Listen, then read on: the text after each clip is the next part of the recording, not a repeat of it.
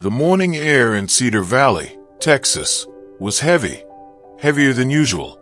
People felt it in their bones before they saw it in the sky. It wasn't the usual southern humidity. It was something older, more pressing, like the earth holding its breath. In the wide fields behind the Mason family ranch, a gray gelding named Dusty stood still, ears twitching toward the north, nostrils flaring. He hadn't run in years, not since his last rodeo, back when he was a legend in the local circuit. Now age had caught up with him. The scars on his flanks told stories, but his eyes still burned with a quiet fire. Inside the barn, Eli Mason, 16, ran a brush through Dusty's coarse mane. It was a morning ritual that went back 10 years, ever since his grandfather placed the reins in his small hands and said, "A good horse doesn't just carry you. He knows your heart." Eli whispered, "Storm's coming, old man. Can you feel it too?" Dusty snorted and stomped the ground. A gust of wind slammed the barn door shut behind them. The rain started as a whisper, but escalated in minutes to a full-blown deluge. Eli's mother, Sarah, stared out the window, the coffee in her mug forgotten. "That's not normal," she muttered, voice thin. She wasn't wrong. Cedar Valley was used to storms, but this was different. The rain came sideways, the skies purple-black by mid-morning. Lightning spidered across the clouds, and a deep, unrelenting rumble echoed across the valley. The local emergency alert chimed on phones.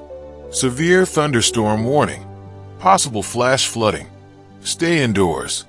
Eli's phone buzzed again. Another alert. Dry Creek Dam at capacity. Structural risk. Evacuate lowland areas immediately. He looked up at his mother. "That's not just rain. The dam's going to break." "Don't be dramatic," she said, grabbing the radio. "We've heard that warning before. But this time, it wasn't just a warning. Up in the hills, Dry Creek Dam, an aging, long-ignored concrete monster, took its last stand against the floodwaters. The cracks widened, steel supports bent like twigs, and with a sound like the earth itself splitting open, the wall gave way. A wall of water surged through the canyon, tearing through pine trees, rocks, and soil. It gathered speed, mass, and rage. In town, no one heard the dam fail over the roar of the storm, but Dusty did. He reared up violently in the barn, nostrils flaring, eyes wide. Eli tried to calm him, but Dusty twisted free, facing the open field like something ancient was calling him back to duty. Then came the explosion of noise, a thunderclap, a gust of wind like a freight train, and the horizon darkened with an approaching brown wave. The flood was coming. Eli's family wasn't in immediate danger. Their home sat on slightly higher ground, but others weren't as lucky. Down by the floodplain, near the base of the valley, lived the Hargrove family, elderly, quiet, and without a truck after their engine blew last month. Their home sat squarely in the path of the oncoming water. Eli turned to his mother. "I'm going for them." "Absolutely not." "We can't just leave them, Mom. No one's coming. The town's flooding." Sarah's voice trembled. "It's suicide." Eli grabbed Dusty's saddle. "He's fast enough. We can make it." Dusty lowered his head as Eli approached, as if understanding the mission. And then, with a final look at his mother, standing barefoot in floodwater, now rising through the floorboards, Eli swung onto Dusty's back. They galloped through streets that had become rivers. Mailboxes floated by. Trash bins tumbled like toys. The town's only gas station was half submerged. Dogs barked from rooftops. A truck was overturned in a ditch. But Dusty cut through the chaos with terrifying grace.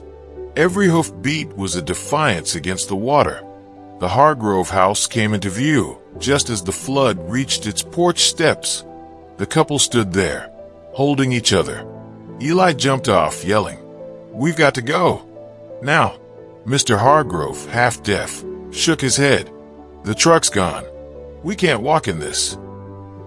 "You won't," Eli shouted.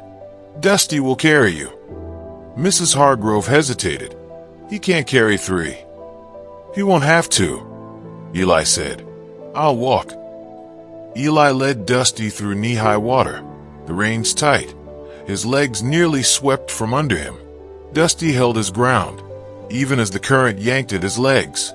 He ferried the couple one at a time, taking Mr. Hargrove first, then returning for his wife. The house creaked behind them, water pouring through the open door. On the final trip, Dusty stumbled. A tree limb smashed into his side. Eli cried out, but the horse stayed up, pushing through, bleeding now from his flank. The second Dusty reached high ground again, the Hargroves safe. Eli collapsed beside him, panting, good boy, good boy." But it wasn't over.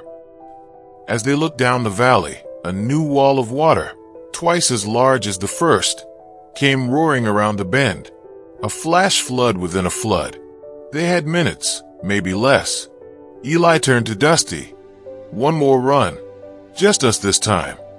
He didn't say it, but he knew. This was it. The flood would consume everything.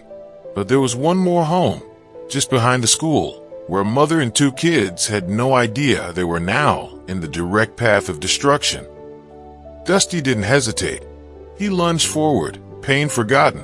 Mud flew. Water surged. The road split under them as they raced the second wave. Eli ducked under branches, kicking Dusty forward with everything he had. They reached the Johnson home with seconds to spare. "Get out!" Eli screamed. The mother grabbed her children, confused, afraid. What's happening?" "Flood. Come with me now."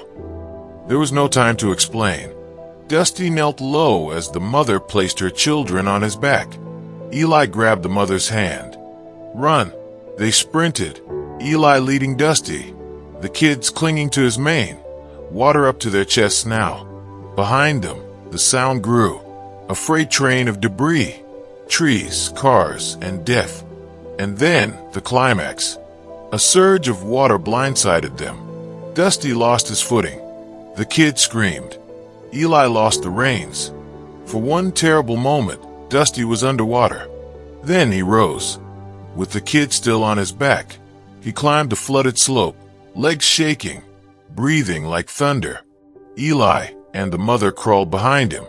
As they reached the crest, the second wave slammed into the town below. Houses cracked like matchboxes. Cars floated like paper boats. And they were safe. The next morning, Cedar Valley was unrecognizable.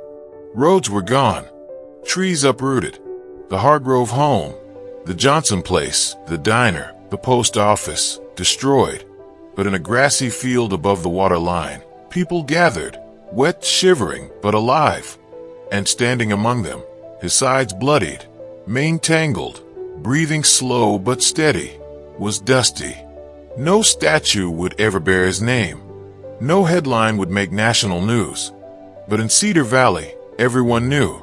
They had been saved by an old horse who refused to forget what it meant to run toward danger.